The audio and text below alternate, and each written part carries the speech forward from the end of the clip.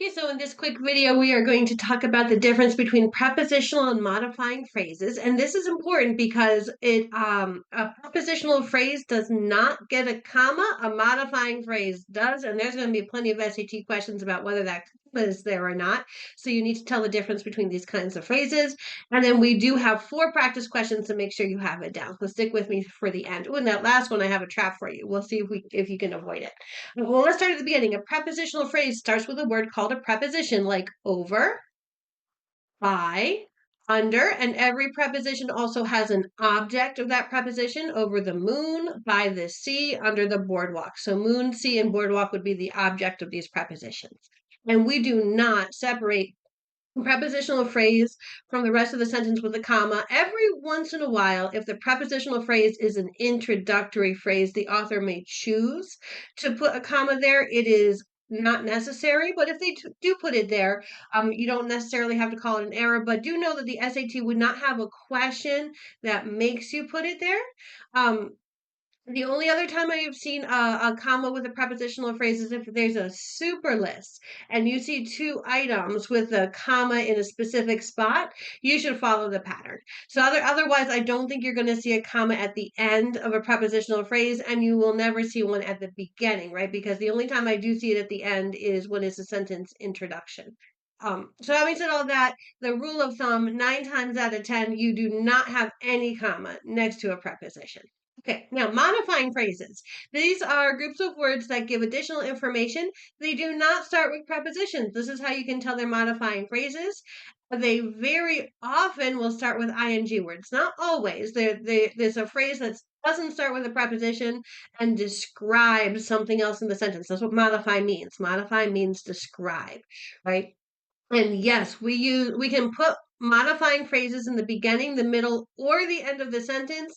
And in all cases, we are going to have commas separating this phrase from the rest of the sentence. So if it's at the beginning, walking through the park, Grandma stopped to pet each dog she passed, we're going to have that comma after park there. Grandma walking through the park, I call that one a comma hug because there's commas on both sides of our modifying phrase. And the last one, I think I would reword this if I was using this sentence, but I'm just using it as an example to show that you can have a modifying phrase at the end. When you do with that ing word at the end of a sentence, you're going to put a comma in order to separate it from the rest of the sentence. That last one's important because you would not use a comma there if it were a prepositional phrase. Hey, I have the next slide, a bunch of examples that are even better than this grandma one to show you what I mean by that. I also have a word for it. The word is the ing thing. And this is just a word that I use because it helps my students remember when you have an ing phrase at the end of a sentence, you use a comma. And I'll refer to that as ing thing throughout this course. But let's start reviewing prepositional phrases. All right, so take a moment, pause the video, just look at these 4 sentences and just try to circle all the prepositions. Give yourself a chance to refresh your memory on exactly what prepositions are. Okay, now that you've taken a look at this, ask yourself, are there any commas next to any of the prepositions? All right, well, let's take a look. Kevin went to Chicago with his new friends the week before last. 3 prepositions, no commas by any of them. I get a little embarrassed whenever is maybe the longest preposition there is. Usually they're little tiny words. This is one. Whenever I think of my college days, no comma next to whenever. All the cake was gone by the time I arrived to the party. No commas there. Josh volunteered to take out, this is the word to, but to is being used with the verb take, so it's an infinitive. That's not a preposition. But he did take out the trash, right? And I'm going to say that out goes with the verb. I'm not going to circle that as a preposition, but we could discuss that one because nobody else would do it. I would say that this word because, that starts a dependent clause, and you can see that there's no comma before the word because either. So we treat because is not a preposition, but we treat it the same way as a preposition with no commas. We'll say like a preposition. It's actually being used as a conjunction here, but The most important thing as far as getting the SAT question right is to know not to put a comma there. Okay, all of those questions, all about prepositional phrases with one of those dependent clauses started with it because, and none of them have commas. Now let's look at the next group. Every one of these has a modifying phrase rather than a prepositional phrase, and you can tell because it starts with an ing word. So the pilot remained calm and in control, comma, flying for over an hour, right? Eric prepared dinner, comma, following. This following the recipe is describing Eric, right? So it's a modifying or a describing phrase, and what it's describing is the subject. Here, flying for over an hour, that's describing the pilot there. Just like walking through the park was describing our grandma in the last slide. The writer is being described as crafting the perfect ending, and Valerie is being described as captivated. So here's an example of a modifying phrase that does not end with ing, right? And they don't always, or a modifying phrase where the first word is not an ing word. So although they are very often ing words, they're not always. It is possible that they're ed words, right? That they start with a participle, and if it's a past case, right, a past tense, it could have an ed. But I still call it the ing thing because that's when it really jumps out to you. Do know it applies to ed words as well. Okay, let's do our 4 examples to see if you got these down. Again, pause the video, get your own answer first. Hey, when I look at this, gosh, I think I have a mistake here. I've got to hold on, let me fix it. All right, now it's fixed. I apologize for that. B and D were the same, but D is definitely wrong now. And as soon as I look at this, remember, I look at the answers first before I even read the sentence, and the word from is a preposition.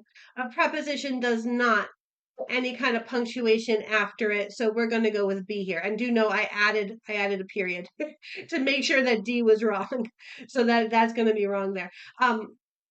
But before I move on, of course I'm going to read this sentence. It was just a prediction to pick B before reading the sentence. I'm never going to move on without actually reading the sentence. But believed to date from the late Cretaceous period, yeah, B is definitely the right answer here. No punctuation after a preposition like that. All right, again, give it your own answer. All right, hopefully you pause the video. You've got your answer now. I am looking at these answers and I'm strongly suspicious that C is the correct answer because I see the ing thing, the comma and an ing word. Am I going to read it first? Absolutely yes. And I'm going to be super careful to read it all the way to the end because sometimes they have a run-on sentence and you cannot put a period there. You've got to put you cannot put a comma. It has to be a period. So I'm going to read it carefully to make sure that C is correct. I'm guessing it's C, but it is not a very this is not a 95% sure guess. This is one where I definitely have to read it to be sure. So when I read this, it says that this glacier is losing ice at an accelerating rate, making it a significant contributor to rising global sea levels. Oh, yes, that is a phrase at the end. It is not a full sentence at the end, but I had to read it to the end to make sure I didn't fall for any traps. But yeah, the ing thing is what's going on here because I know that's a phrase. If it were a full sentence at the end, then I would have gone with B instead of with C or maybe even D. When hey, something I didn't mention, and I should have mentioned this right away when I was doing my prediction.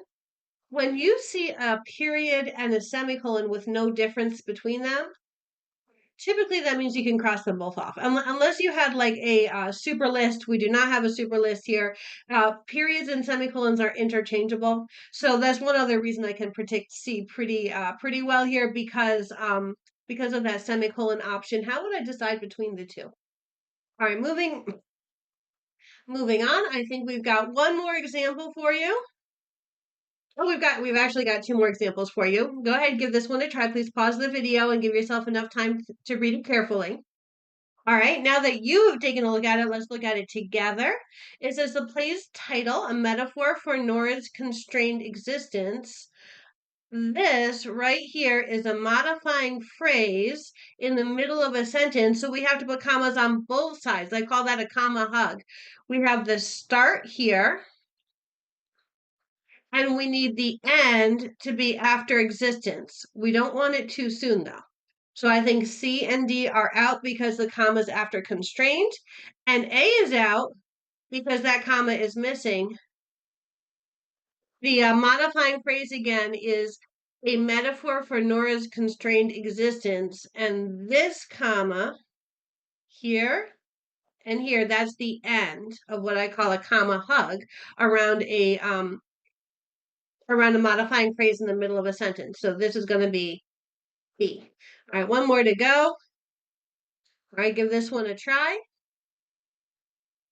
Okay, hopefully you have your own answer. Let's look at it together. Hey, here's my trap. During, I know it ends with the letters ing, but it's not a participle. It's actually a preposition. It just happens to end with ing. But it's not like making or doing. It's not a verb that turned into a participle. This is a preposition all by itself. So that was my trap. Hey, no punctuation in front of prepositions. So C is going to be the right answer. Oh,